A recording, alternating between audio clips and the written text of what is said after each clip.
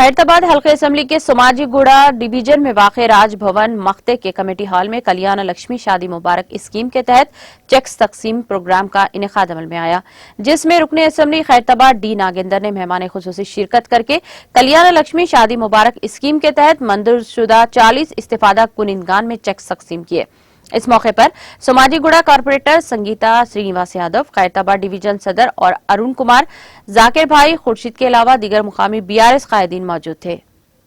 और जो है सोमाजीगुड़े के अंदर जो है डिस्ट्रीब्यूट हमारे खैरताबाद डिवीजन के अध्यक्ष अरुण भाई और जो है सोमाजीगुड़े के डिवीजन के कॉर्पोरेटर और हमारे सीनियर लीडर्स जाकिर भाई, खुर्शीद भाई, हमारे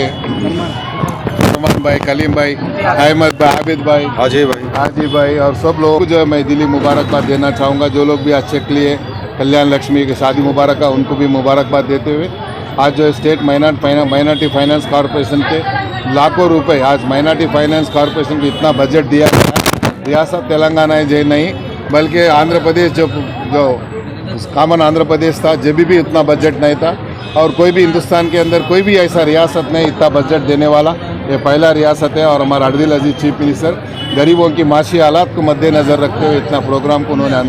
आगाज़ किया। उनको दिली मुबारकबाद देते हुए अल्लाह मियाँ से दुआ करेंगे उनके लिए शहद दे